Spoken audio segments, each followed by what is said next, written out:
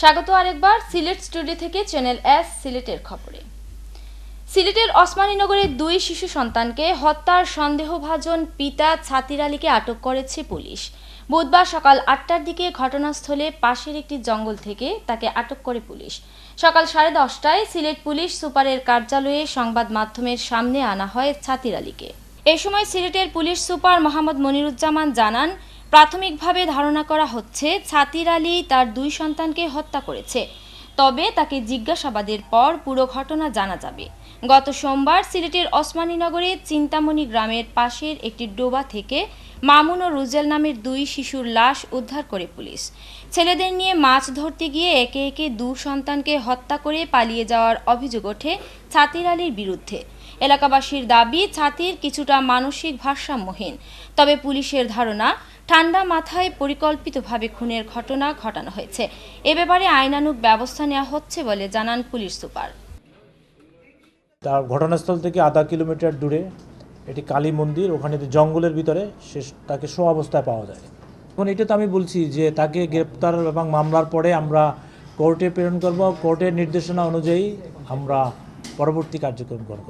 বিয়ানীবাজারের কৃতি সন্তান ও সিলেট 6 আসনের সংসদ সদস্য শিক্ষামন্ত্রী নুরুল ইসলাম নাহিদ বাংলাদেশ আওয়ামী লীগের কেন্দ্রীয় কমিটির সর্বোচ্চ নীতি নির্ধারণী ফোরামের প্রেসিডিয়াম সদস্য নির্বাচিত হওয়ায় তাকে অভিনন্দন ও শুভেচ্ছা জানিয়ে আনন্দ মিছিল সমাবেশ করেছে বিয়ানীবাজার পৌর আওয়ামী লীগ ও এর অঙ্গ সংগঠন। এ সময় তারা শহরে মিষ্টি বিতরণ করেন। সোমবার সন্ধ্যায় বিয়ানীবাজার পৌর শহরের উত্তর বাজার থেকে মিছিলটি বের হয়ে বিয়ানীবাজারের প্রধান সড়ক প্রদক্ষিণ শেষে নিউ মার্কেটের সম্মুখে পথসভা অনুষ্ঠিত হয়। বিয়ানীবাজার পৌর আওয়ামী লীগের সভাপতি হাজী শামসুল হকের সভাপতিত্বে সভায় প্রধান অতিথি ছিলেন উপজেলা আওয়ামী লীগের সিনিয়র সহসভাপতি মইনুল ইসলাম। বিশেষ অতিথি ছিলেন উপজেলা আওয়ামী লীগের সাংগঠনিক সম্পাদক আহমদ হোসেন বাবুল, প্রচার সম্পাদক হারুনুর রশিদ দীপু, উপজেলা পরিষদের সাবেক ভারপ্রাপ্ত চেয়ারম্যান রমা চক্রবর্তী, শিক্ষামন্ত্রীর এপিএস দেওয়ান মাকসুদুল ইসলাম আউয়াল, রফিক উদ্দিন তুতা, পৌর আওয়ামী লীগের সহসভাপতি আবু তাহের শিকদার, আওয়ামী লীগ নেতা নুমান আহমদ, বিয়ানীবাজার পৌর আওয়ামী লীগ নেতা হাবিবুর রহমান, লায়েক আহমদ, শহীদুল হক, আব্দুল হান্নান, বিয়ানীবাজার সরকারি কলেজের সাবেক ভিপি কামিল আহমেদ সহ আরও অনেকে। সভায় বক্তারা বলেন, সততা, কর্মদক্ষতা ও সাংগঠনিক দক্ষতার কারণে আজকের এ অবস্থানে এসেছেন নুরুল ইসলাম নাহিদ।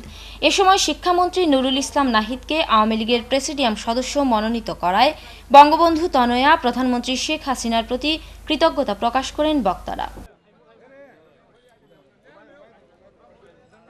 বাংলাদেশ ফিমেল একাডেমিতে অধ্যয়নরত প্রায় 300 সুবিধাবঞ্চিত অসহায় শিশুদের নিয়ে এক ব্যতিক্রমী বিনোদনের আয়োজন করলেন একজন যুক্তরাজ্য প্রবাসী। এই প্রবাসীর মহানুভবতায় সিলেটে অবস্থিত ড্রিমল্যান্ড পার্কের বিভিন্ন রাইড আর গাড়ি চড়ে আনন্দের রাজ্যে হারিয়ে গিয়েছিল সুবিধাবঞ্চিত এসব শিশুরা। সিলেট থেকে বিস্তারিত হোসেন আহমদ সুজাদের রিপোর্টে ক্যামেরায় ছিলেন লিটন চৌধুরী। মাহারা, বাবাহারা ও আমাদের সমাজের চারপাশে থাকা অসহায় সুবিধাবঞ্চিত শিশুদের নিয়ে গড়ে তোলা বাংলাদেশ ফিমেল একাডেমির প্রায় 300 শিশুদের মনকে বিকশিত করে তুলতে ড্রিমল্যান্ড পার্কে এক ব্যতিক্রমী বিনোদনের আয়োজন করেন ইউরেশিয়া ইউকের চেয়ারম্যান আবুলেইস। এরকম ব্যতিক্রমধর্মী অনুষ্ঠানের সুযোগ পাওয়ায় ও পার্কের বিভিন্ন রাইড, গাড়ি, নাগরদোলা চড়তে পেরে আনন্দে উচ্ছ্বসিত সুবিধাবঞ্চিত এসব শিশুরা। আমরা যে জায়গায় থাকি জীবনও ভাবিনি যে ওই জায়গায় আসবো, তো এরকম একটা সুযোগ করে দিয়েছেন স্যার, তাতে আমরা খুব আনন্দিত। অন্যের জন্য আমরা দোয়া করি। এরকম আশা ছিল যে আমরা এরকম বেড়াইবো জায়গায়, তো আমরা বেড়াইতে খুব ভালো লাগতেছে।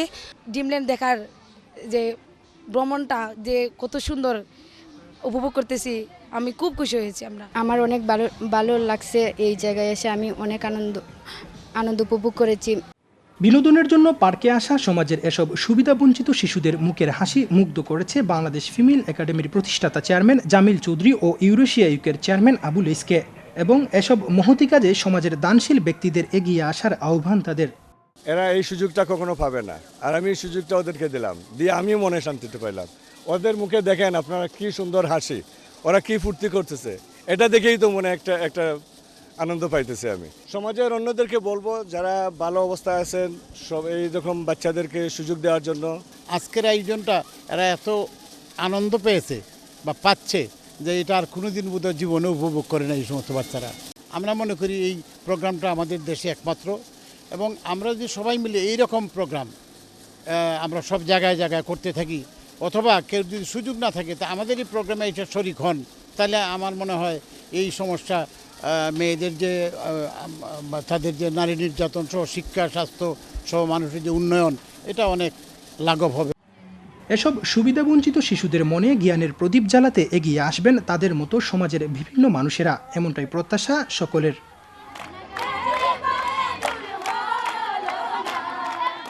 হুসাইন আহমেদ সুজাত, চ্যানেল এস নিউজ, সিলেট।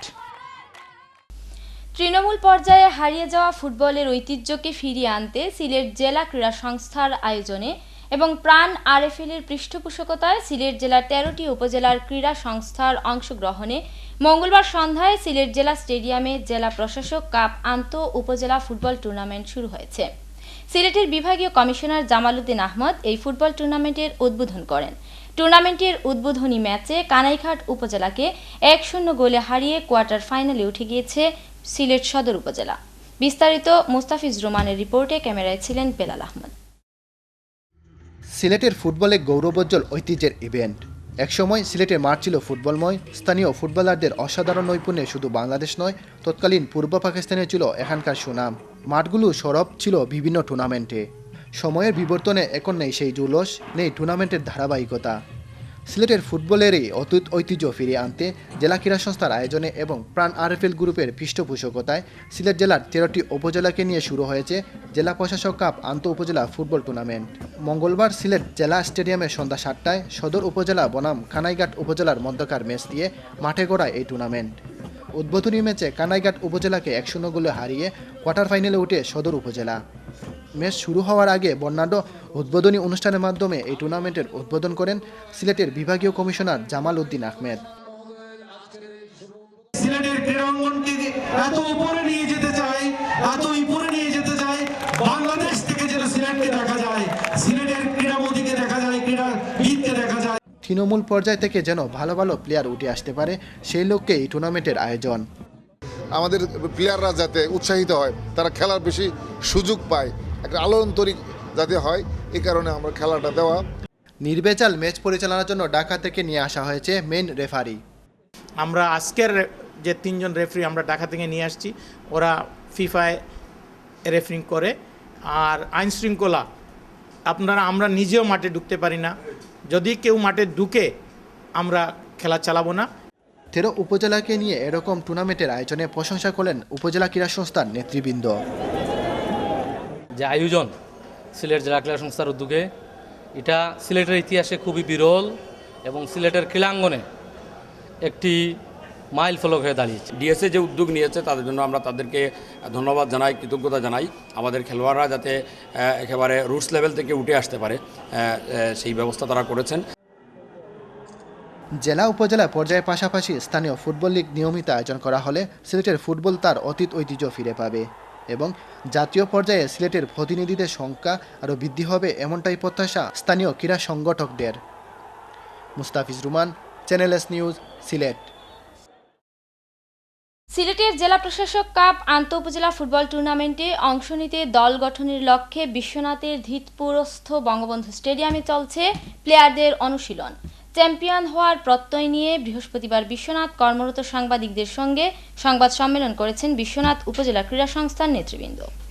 উপজেলা ক্রীড়া সংস্থার সভাপতি ভারপ্রাপ্ত উপজেলা নির্বাহী কর্মকর্তা মোহাম্মদ আব্দুল হকের সভাপতিত্বে ধিতপুর বঙ্গবন্ধু স্টেডিয়ামে সংবাদ সম্মেলনে বক্তব্য রাখেন উপজেলা ক্রীড়া সংস্থার সহসভাপতি সয়ফুল হক চেয়ারম্যান ও সাধারণ সম্পাদক আলহাজ পঙ্কি খান।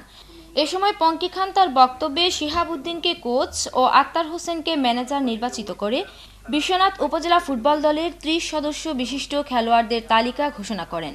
এর আগে উপজেলা নির্বাহী কর্মকর্তা সহ নেতৃবৃন্দ প্লেয়ারদের অনুশীলন ও স্টেডিয়াম পরিদর্শন করেন।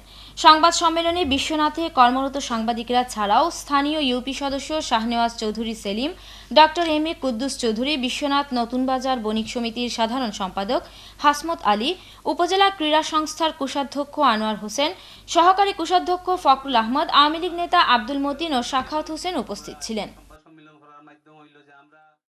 এর সঙ্গে শেষ করছি সিলেট স্টুডিও থেকে চ্যানেল এস সিলেটের খবর। সিলেট বিভাগের প্রত্যন্ত অঞ্চলের খবর জানতে চোখ রাখুন চ্যানেল এস এর পর্দায়। এতক্ষণ সঙ্গে থাকার জন্য ধন্যবাদ। আল্লাহ হাফিজ।